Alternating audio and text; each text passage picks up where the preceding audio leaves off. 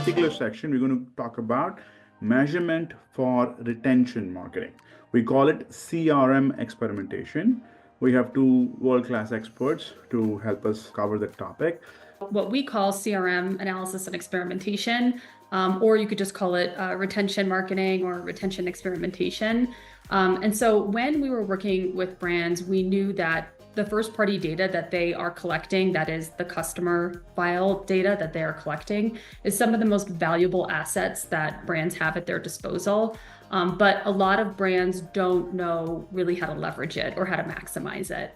And to be honest, a lot of our brands that we worked with were always focused maybe 80 or 90% of their efforts on the prospecting side, and maybe only 10 to 20% of their efforts, or maybe even less, on the retention side.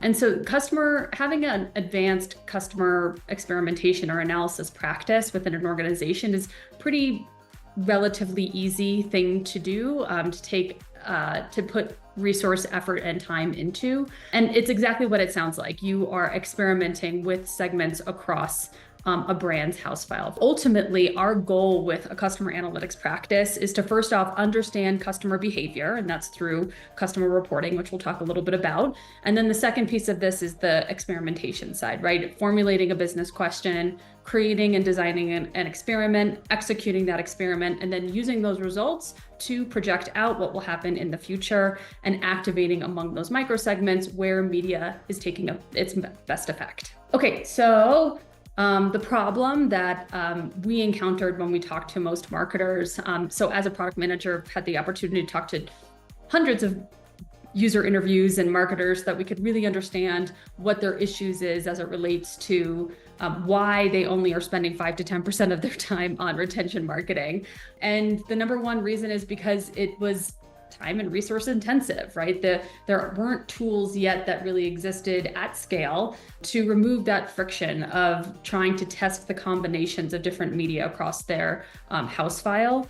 And then the second big problem was they just didn't know what was incremental, and there was a lot of silos within these organizations, right? Their silo was causing a lot of inefficiency. And so the solution to the problem that we have always recommended when working with brands is this two-pronged approach to a customer analytics practice, creating a customer analytics practice. So first off would be customer analysis, or you'll hear me call it customer reporting. And that's where you're tracking and evaluating the key KPIs, just the KPIs around your customer's behavior so that you can understand how it's changing over time. Second pronged approach was just customer experimentation. So this is figuring out how you can optimize a customer file for a brand to either drive additional revenue objectives or drive additional profitability objectives. Let's go through the case study. We worked with a D2C athleisure brand to run a contact strategy test, and we used customer analysis in order to design the test and come up with our hypothesis. So let's set it up. So the brand brief. So this was a pretty well-established D2C athleisure brand. These guys were out of New York. They had a lot of connections in the apparel production industry. And so they could really turn on a dime and create new products that were selling well, and they could get out of products that weren't selling as well, for example. So they had a lot of really good connections there. They were growing at a really, really fast pace. However, the audience started growing out of some of those millennials and into an older demographic. And once COVID hit, they definitely saw a little bit of increase of their overall sales, but they wanted to get more into that millennial market. They wanted more reach. And what they were typically doing was mostly prospecting, mostly trying to acquire new customers. And for retention so far, it was just some hand-picked audiences that they were picking, which I'll tell you a little bit more about. And they were using Facebook media. And so the CEO came to M Squared, and this was prior to Black Friday and Cyber Monday. And he was kind of freaking out because he's like, my business is trending down 12% year over year. I need to reverse the trend. I need to understand what will actually have incremental impact across both prospecting and retention going into Black Friday and Cyber Monday, because I can't miss this. I can't mess this up. I can't miss this. We need to figure out how we can increase efficiency, how we can make sure that we put a media plan out there that's actually going to work and actually going to make folks respond. And so we decided to set up an experiment to understand the optimal contact strategy. So step one was we designed a test using a sample of their customer file. So it was 297,000 customers total, and we took 15% sample randomly from an RFM perspective from that sample, which was the 44,550 customers. That was split into 45% was going to get a reach and frequency objective, and 45% was going to get a conversion-based objective, and a control group was going to get 10%. And then we further partitioned each of those 45% segments by email opt-in status and RFM, so that we could understand the performance at the micro segment level, so that we could zoom into that performance and say, this is what's happening to your opted in 0 to 6 month buyers, for example. And so the reason why we were taking a look at RNF versus conversion optimized was because the brand wanted additional reach. They thought that they were touching the same customers using conversion optimized media, and they weren't actually reaching any of their other customers, their entirety of the file, because obviously Facebook is going to optimize for the folks that they see in the customer file that they think are going to convert, and so that's who they're going to serve ads for. And so we wanted to split it up and test that theory. So with that, I think Arun, I think I pass it off to you now. Is that right? Unless anyone has questions. No? When we start, what we know about the business is it's just trending 12% down, right? Year over year. And it could be very tempting to make some assumptions, come up with some kind of hypothesis and get into testing, right? But it's very important to use first principles, understand what this negative 12% means, right? Like how can we break this down, make it more granular?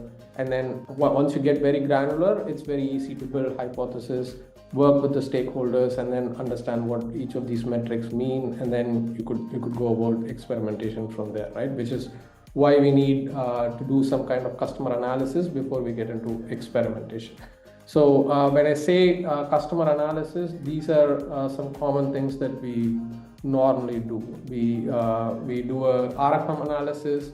So this would help you understand your house file better. The customers that you have, break them down by recency, frequency, average monetary value.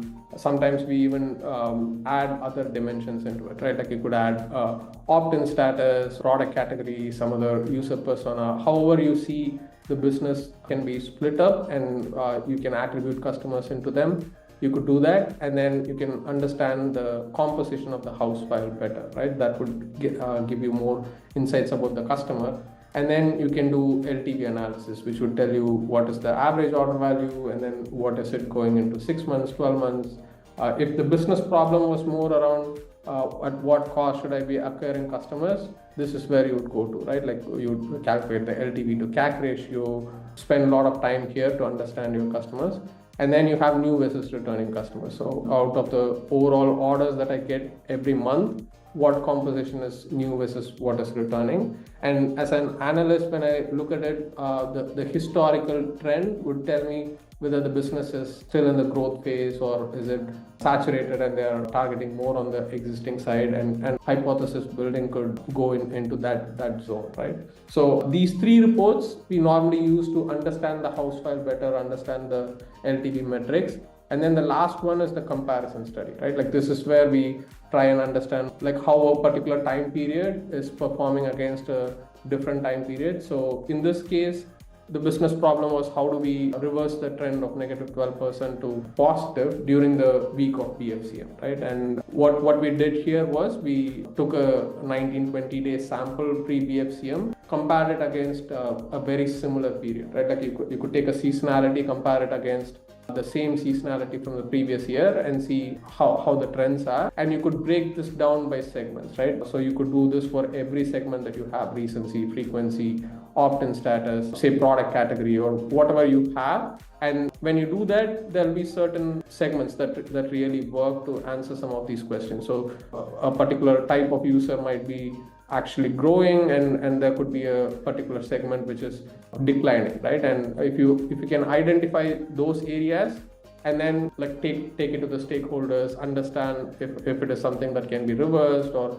you could run a promo or something, that's what I would do, right? So in the interest of time, I've already created some of these analysis, so we could just directly look at it instead of analyzing them. So the first one is RFM analysis, right? So the real purpose of RFM analysis is to understand house file better. So this brand has a total of 300K customers, and it's broken down by recency. Around 22% have made a purchase in last 6 months, 14% have purchased between 7 to 12 months, and so on, right? So what really pops to me here is around 50% here has not made any purchase in the last 18 months, right? So that's almost half of your house file.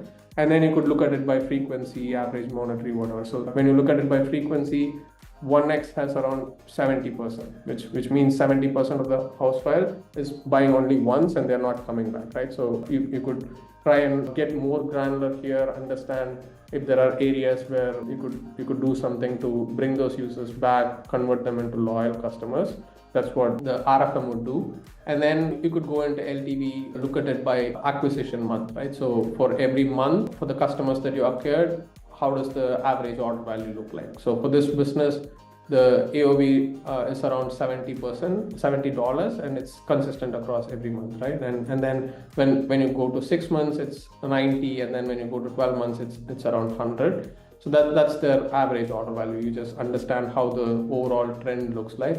And then when you look at new versus returning, you can look at the conversion month. So for every given month, this is my total revenue. What is the composition of new customers here, and what is the composition of returning customers here? So the trend overall is that around 55 to 60% is new, and around 40 to 45% is return, right? So we look at the combination of this, get a sense of what is the house file looking like. And then finally we get to the comparison study. So in this case, I mean, like we were dealing with very, very short time, right? So the brand reached out to us 10-15 days before BFCM, and we had to put something together to really make a difference here. So with the comparison study, okay, I think I'll break down how this report works before I get into any of the insights that we see here. So the top section you see here is 2022, and this is 2023, and we consider 19 days prior to BFCM. So the previous year BFCM started 21st of November, and 2023 it's the Monday to Monday, right? So it started on the 20th of November. So we considered 19 days for both the cases. So this would start 2nd November, and this would start on the 1st November. The total number of customers as on to November 2022 was 217K. And as of 2023, it was 300K, right? And how does it break down? You have 63,000 customers who are at 0 to 6 months. This is as of 2/11/2022, right? It's not the date on which you are running this analysis. It's you just go back, right? You go to the planning date and look at how the 217K customers are broken down on this day. And this is how it looks like. You have 63,000 customers on 0 to 6 months, 34,000 on 7 to 12 months. And then we see how many of this 63,000 people converted during this 19-day period, right? So 1,700 converters, they landed with 1,900 conversions. And the total revenue that we got during this 19-day period for this cohort is 135K, right? So with this, you can do revenue by customers, and you can calculate this metric called dollar per customer. So we do this for every cohort that we have, and then we did the same thing for 2023, right? Now you can do two things from here. You could see the change in trend, right? Like the revenue may have gone up compared to the previous year, but in absolute dollar per customer terms, it could have come down, right? And at what rate has it come down? So you can see that 0 to 6 months is almost flat, 7 to 12 months is positive, but it starts going down as you go down the recency buckets, right? So now we have grouped 0 to 12 months as existing, and anything above 12 months as lapsed, and you can see the change in trend, right? So existing is down by only 1.7%, which means it's flat. but the lapsed has gone down by 35%, right? Which seems significant. And immediately we start thinking about if we can do something here to move the needle even a little bit, right? And this size is also very significant. You have 185K customers, which is more than 50% of your house value. So even if you can move it by 5-10%, that could be really meaningful in the top line. And here you look at the absolute change, right? Like how many customers between 2022, the same period versus 2023. So existing has grown by 17%. The new customers coming into those cohorts is 17%, but lapsed is growing at a very fast rate, right? Lot of customers. So you can go back to the RFM chart that we were looking at. Only 30% of the customers even come back and make their second purchase, right? So this number is growing very fast.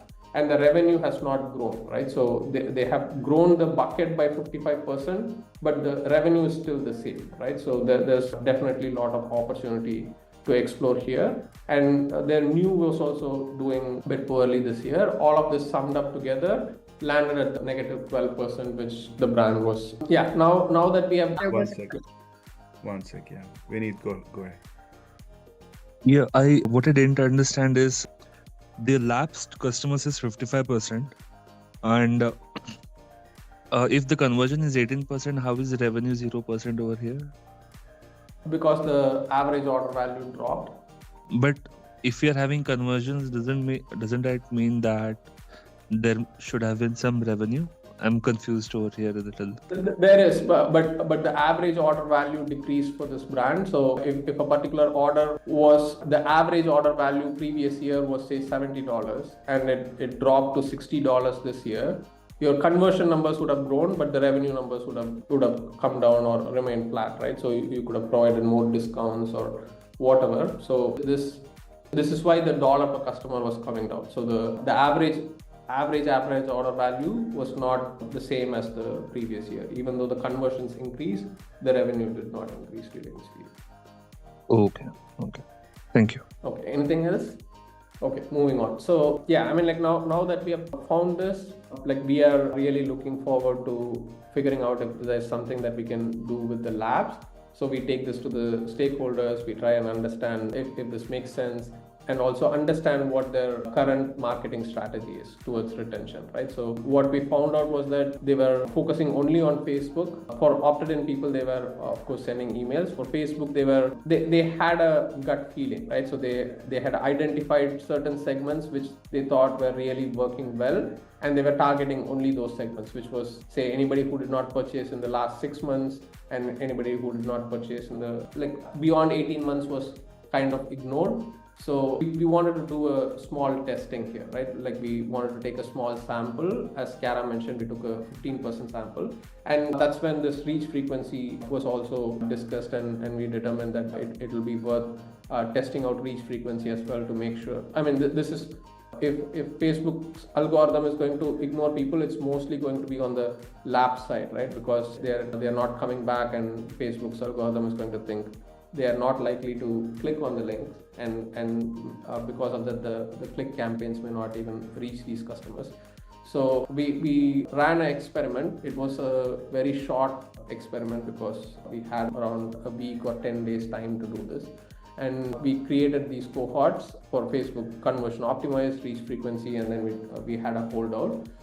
So yeah, one very important thing to keep in mind when you design an experiment is that the randomization of the audience is very, very key, right? So if you say conversion optimized is 10%, it's very important that you pick 10% from every cohort that you have available. So 0 to 6 months should be 10% of whatever 0 to 6 months has. Same for 7 to 12 months. And this should be distributed across all the segments that you have, right? More and more dimensions you have. If you randomize it perfectly within those dimensions, the test results will not be skewed, right? Otherwise, you could have very high converters be part of the test group and not likely converters to be part of the control group, and your incrementalities may come really very high, right? So it has to be randomized properly. And there's one more benefit that we'll talk about when we discuss the results here. Any questions before we get into the results? Okay, so yeah, the results. So this is what the results came back after our 10-day testing. And at a high level, conversion optimized seems to be really working very well, right? This was the hypothesis that they already had. They were suggestive that reach frequency does not work very well. And at a very high level, this is how things look like. And we broke it down one level, right? So we wanted to see how email opted in customers performed against non-opted in customers. So opted in, these are people who receive emails, right? So there's no incremental lift that we were getting out of Facebook. Both conversion optimized and reach frequency was flat. But on the not opted in segment, the numbers were even better, right? So it was 16 and 2.9. This has moved to 43% and 10.9, right? So still conversion optimized seems to be working very well. Reach frequency is still working, but not to the level of conversion optimized. So yeah, I mean, like with having this, the next thing that we did was we wanted to identify segments that we really want to target during BFCM to move the needle, right? Mainly we are focused on the lab segment. So the next step was we laid out this result a bit more granular. This was not in our mind when we designed the experiment, which is why we just took a 15% sample. We just wanted to see how the overall Facebook's performance was. But yeah, I mean, like when we try to lay it down at a much more granular level, we were able to do this because the audience were randomized across every bucket combination that we have, right? So we broke it down into recency, frequency, and email opt-in, and you will see all the combinations of these recency, frequency, and email opt-in be available, and you have the entire house file, right? So these are the total number of customers that we have by the partition buckets. And then these are the orders that we got during the testing period, the 10 days testing period. Since we have both conversion optimized reach frequency cohorts and also the holdout be part of all of this, we were able to calculate the conversion optimized lift, a stat sig for conversion optimized at the granular level, reach frequency lift and reach frequency stat sig at this level, right? So because the experiment was not designed to be this granular, you may see some of the segments are not statistically significant. But I mean, like you have to take this with a pinch of salt. But when there is a strong incrementality directionally, you get a very good stat sig as well. And this is what it came back with, right? So this kind of paints a very different story compared to how it looked like at a very high level. Here you will see certain buckets are highly incremental on the conversion optimized side with a good stat sig, and reach frequency is not, right? And then with some of the 4x plus segments, you see that reach frequency lift is high compared to conversion optimized, and it's also statistically significant, right? So with this result, we wanted to do a simulation. So we wanted to see retrospectively, we had activated the entire house file for these segments that have come back green with statistical significance. So we are activating this segment with conversion optimized, this one with conversion optimized, these two with reach frequency. And then wherever both the results are not statistically significant, we are not turning anything on, right? We just leave it off. And if we had retrospectively done that and we got the same incrementalities, this would have been the incremental orders, right? So you have the total orders that you got, and the lift is also available. So this would have been your incremental conversion at the conversion optimized level. This would have been your incremental revenue, and the same for reach frequency cohorts as well, right? This would have been your incremental conversions and incremental revenue. So now with this, if you sum up all the incremental orders for the segments that you activated, the total incremental orders would be 644, and your incremental revenue would be $30,000. And the baseline that we got during this period is $2,491 and $86,000, right? So if we sum this up, this is where you would land. When we did this, you could calculate the lift on the overall house file, right? And it came back with 25% at the order level and 35% at the revenue level. So yeah, I mean, like if we were to take this approach of activating these segments that have come back positively on either conversion optimized and reach frequency, we wanted to come up with some kind of assumptions on where they could end BFCM, right? So we took these three numbers. So last year, 10 days prior to BFCM, this is the total number of orders they got, this is the total revenue, and during BFCM, this is the total number of orders and revenue, right? So whatever they did, their business as usual, their 10 days prior moved to this level. And right now we have 10 days prior for this year, right? Which is 2,491 orders and revenue is $86,000. So if we apply this ratio, the rate of growth, then we expect that with business as usual, they would end BFCM with these many orders and this much revenue, right? So we laid out the spend, the frequency at which they should target, all of that. And our projection was that they would end BFCM at this level instead of 138K with all the incrementalities being retained as it is. We would have 4,966 orders as opposed to the 3,946 that we had estimated. And they went with this and they activated we activated those customers selectively into Facebook. They set up the campaigns and they ran BFCM. And let's look at the BFCM results, right? So this was our pre-BFCM analysis. The lapse was at negative 35% and the revenue growth was 0%, right? So during BFCM, we did the same thing, 2022 versus 2023, and this is the BFCM week, right? 21st November to 28th, and here it's 20th to 27th. And existing, it's still almost flat, and lapsed came down from negative 35% to 18%, right? And the revenue also went up from 0% to 25%. And on the new side, they of course made some adjustments using other experimentations, and that also turned out to be positive. And during the week of BFCM, they were able to get out of this negative 12% trend and get into the 16%.